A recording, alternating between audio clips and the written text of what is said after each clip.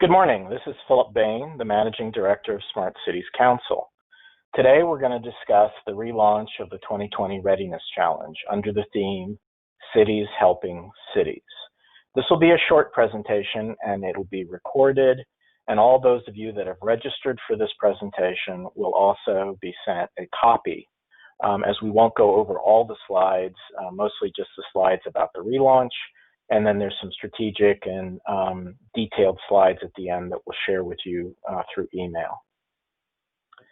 So I would be remiss if I didn't mention our Smart Cities Week Global Experience, which will be launching on October 19th.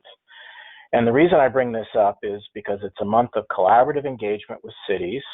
The experience is free, and many of the activities that are part of the Readiness Challenge will be produced or held at Smart Cities Week, as I will discuss in a moment. So just a range of topics. We really want to approach this relaunch of the Readiness Challenge differently, and I'm going to go into specifics. We want to give you a specific example of how the city of Nashville, Tennessee has already been chosen to be a readiness cohort leader because of its plan to mitigate the impact of urban flooding on vulnerable populations. And then the slides that we won't go over today, but you'll be able to see in the deck, are how the Readiness Challenge works strategically. So this is really, we're at a time and place with crisis where we should take advantage of the crisis to create opportunity. And to do that, we really need to think differently. Many of the problems we face in cities were created or came about by one way of thinking. And if we're going to change them, we need to think differently. We need to think creatively, expansively, and collaboratively. So specifically, the relaunch of the Readiness Challenge is putting cities first. We want to enable cities all around the world to participate. We want to emphasize that one city helping other cities is really the key to us transforming the world. It's not about one city saying that I am the top smart streetlight city or the top climate change city, or I provide the best digital infrastructure. It's really how a city can be transparent, share knowledge, and collaborate with other cities, because that's really how we're going to change the world. A continuing aspect of both previous readiness challenges and the current one is that we provide Smart Cities Activator, the only online global platform for collaboration and project planning at no cost to cities. And that'll be included in material in the strategic deck slides at the end.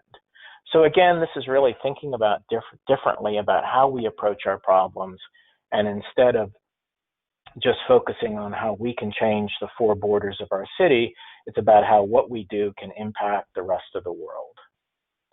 So the specifics about what's different, and we've been doing this for 5 years now, so this is a radical change for us, is in previous readiness challenges, we had winners, and generally there were about 5 of them.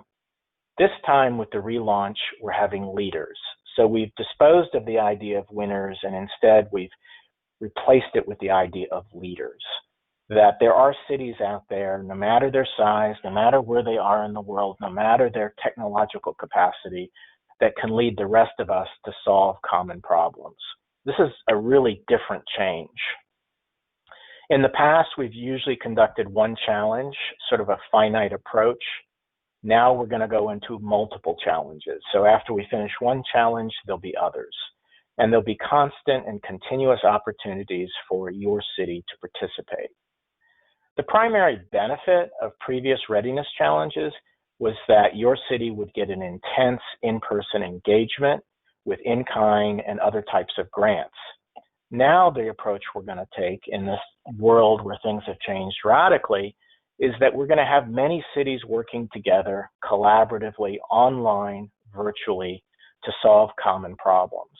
So we've replaced the word readiness winners with the words readiness leaders.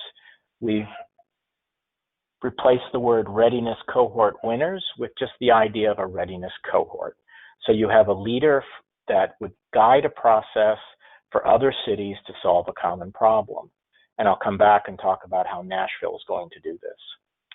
A big difference too is that generally the real focus on the Readiness Challenge was bringing all the stakeholders together so that they could have a voice in what the city was doing. So universities, solution providers, NGOs, nonprofits, citizens, churches, and utilities could all be brought into a planning session so that everyone had a voice. Now the change is that all cities have a voice, and that instead of just having one city say what it's doing in a particular area, we'll have many cities working together to create a common vision. Another big change was that plans were specific to a city. So a city that won would get a Smart City Activator roadmap on how it could change a particular situation, how it could resolve it, what kind of solutions. Now what's going to happen, we're going to take the Readiness Leaders Activator roadmap plan and normalize it so that many cities can use it. The idea being is that through this collaboration, we can create replicable plans that can help all of us scale. But the most significant difference between the previous Readiness Challenges and the 2020 relaunch is the number of cities we work with. Generally, per year, we've worked with about 5 to 6 cities. Going forward into 2021, we'll be working with hundreds of cities. And I hope you see that that's a significant difference that will scale our efforts. So what are the benefits from participating? And there's no cost to participate, and I'll say this several times, the application will take you about an hour. But if you participate in the Readiness Challenge, you're actually participating in something bigger than just focusing on your own needs. We will guarantee you that your own project plans will be accelerated, partly because of increased capacity and knowledge, but also because Smart Cities Activator will actually help you accelerate your planning. So as I said, you'll improve your capacity. And another aspect of this is you'll publicize your leadership. So instead of trying to participate in any of the 300 Smart City, Future City, Resilient City, Sustainable City lists, what you'll be publicizing is your willingness to share, be transparent, and collaborate with other cities. We think this is a unique aspect of the Readiness Challenge that you should appreciate. And of course, by building this significant community, I couldn't resist making this point. Someday, we're going to meet in person, and we'll just have a really big party to talk about how we collaborated, how we made a difference, and how that difference was a positive impact, not only on our own individual city, but other cities. Every step in the process will benefit your city. So just by applying, you'll learn. Not only do we have knowledge resources tagged into the application, but we will produce dashboards. So as I'll point out shortly, what some of the types of data that you'll provide us, we'll aggregate and we'll share with all the participating cities. So if you think you have like 3 needs, 3G, 5G, or urban flooding, or the digital divide, you'll see how many other cities around the world think that that's a problem that they also share. So that's a key aspect of Discover. Activate a plan is during the planning session. You'll learn what's happening in your city and other cities. And then Exchange is the ability for you to share plans and knowledge with other cities, which we think is a key aspect. So this is the world's only online collaborative planning platform where not only can you do your own planning in private and confidentially, but you can also share key aspects of your planning with other cities so that you can both advance your planning process. The application really has 3 key areas. One is to tell us about your needs. The second is to identify projects that are intended to resolve these needs. And I do want to make the point that these projects can be in any stage. We're not looking for projects that are 3 months from tender or implementation. We're looking as equally at projects that are just starting, conceptualizing. You just realized you had a problem and you decided to put a group together to go resolve it. We think a lot of those early stage planning aspects are where we can really help you. You choose whether you want to be considered as a leader or a member. So just by applying, you will make yourself eligible to participate in anywhere from 10 to 20 cohorts. And in and of itself, that's a tremendous learning benefit. But at the same time, we really encourage you to be a readiness cohort leader. And since this is the global challenge, and in our first round, we had 40 cities from all around the world after 4 weeks applying, we do want cities from all around the world to apply, because we do think that there are leaders in every corner of the world that could help us resolve some of these issues. So in terms of the application itself, it's tell us about your needs, any projects that are addressing those needs, and choose whether you want to be a leader, considered to be a leader, or are you just willing to participate as a member. Once we choose the finalists, those finalists will be invited to prepare a presentation that will be presented at Smart Cities Week. This application really should take you no more than an hour, and you can even complete it in your native language, because we use Google Translate, and so we can read over 150 languages. The key for the early stage of application will be the letter of commitment from your mayor or senior executive. That letter of commitment will tell us a lot about your city's commitment to participate in this collaborative process. So the criteria to be selected as a readiness leader, and I'll come to judging in a moment, are leadership, transparency, commitment, and willingness.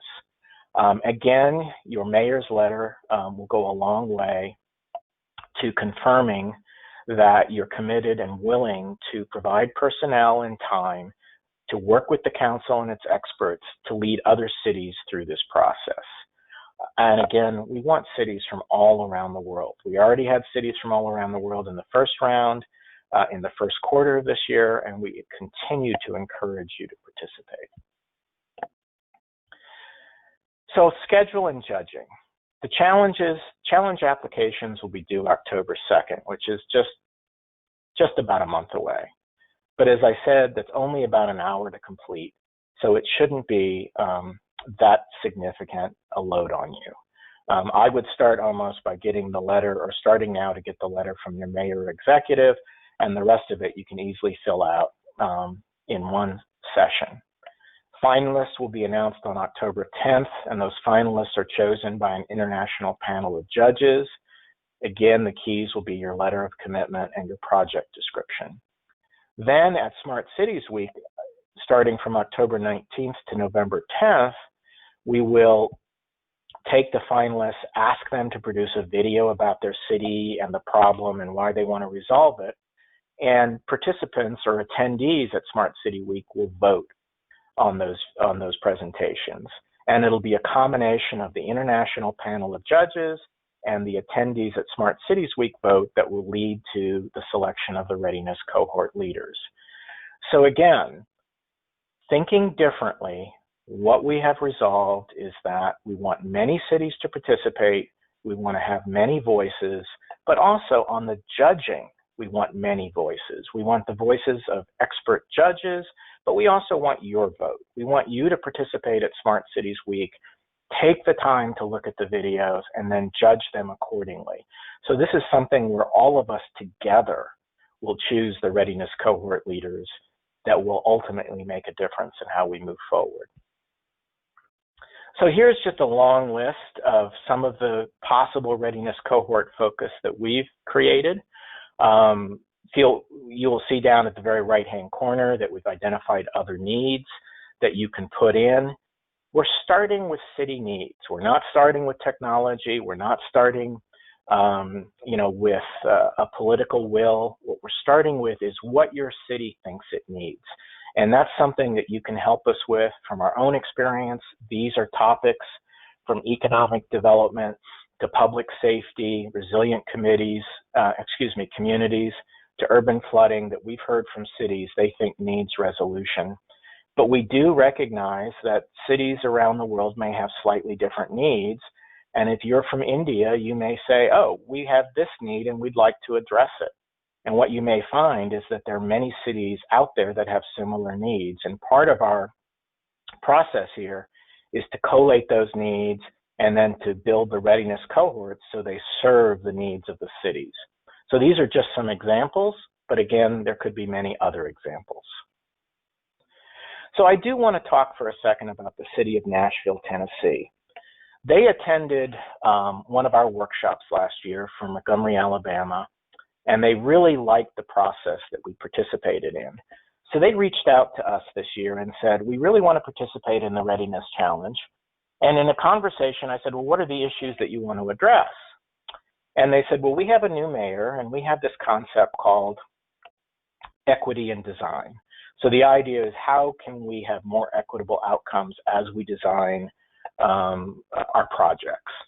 And then we sort of talked a little bit more, and they said, and where we really want to focus is on urban flooding. Urban flooding in the United States is the most common natural disaster that kills the most people, that causes the most damage. Now, urban flooding, also, I've talked to governments in Ghana about urban flooding in Accra. I've looked at projects in Jakarta about urban flooding. So this is a global problem, and we're all aware of that. But their specific focus is not so much on creating a situational tool.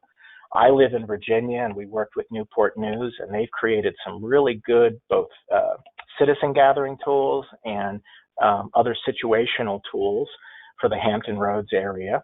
And Nashville already has that. But they said, no, we want to create some data tools that allow us to do long-term planning. How can we change outcomes from urban flooding for our vulnerable populations? So we started the process, and we'll actually have the first planning session at Smart Cities Week, where we identify use cases. And part of use case identification, as all of you know, is who's the actor.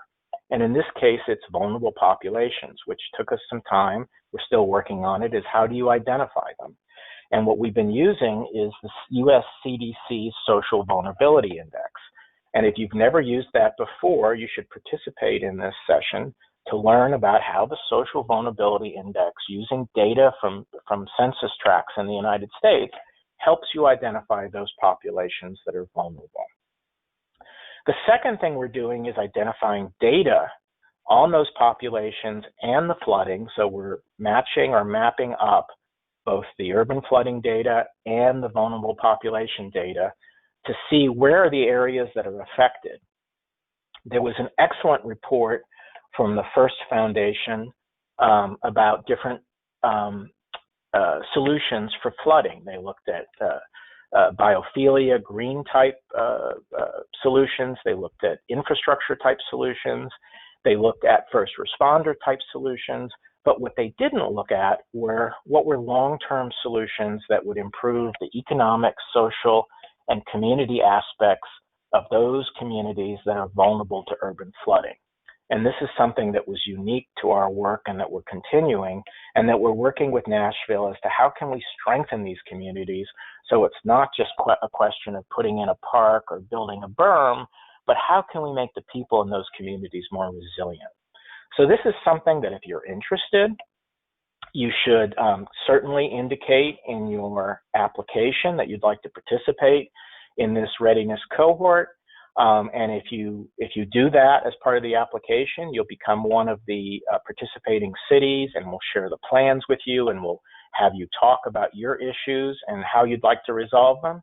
If you just want to observe how our collaborative engagement works using Smart Cities Activator, then all you have to do is just register at Smart Cities Week. So again, this is the end of the formal presentation. It's taken 20 minutes, a little bit longer than I wanted. But if you have any questions after the webinar, please send them to Connie Heath. You will be sent a copy of these slides, and what you'll see from slide 14 to 26 are just the whole concept behind the Readiness Challenge, how it works, how we use Activator, so more of a deep dive. Thank you very much for your time, and I hope you stay safe and well.